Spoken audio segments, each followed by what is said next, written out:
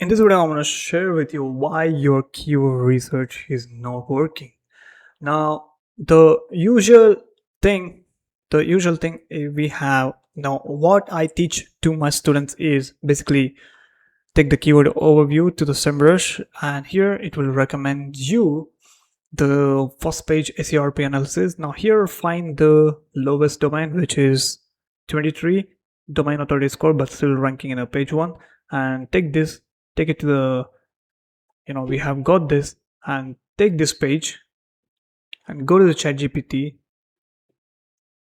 pull the keywords used in this blog, and if you give this,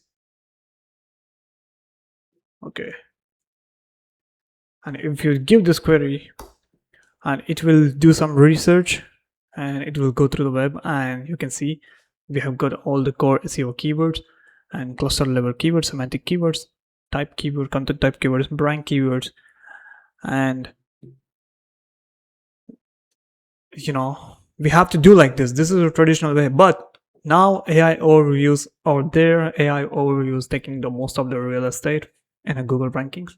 What we can do is, I want to optimize to AI overviews, and ChatGPT, give me a structure for my blog post based on what keywords you have found in that page. And this is a simple prompt, guys. We are just reverse engineering. We are taking into consideration into the page which has a low authority score and ranking in the page 1. I mean, it has to be some reason, right? And then we are pulling you the keywords and then optimizing it for AI overviews and tools like ChatGPT, right?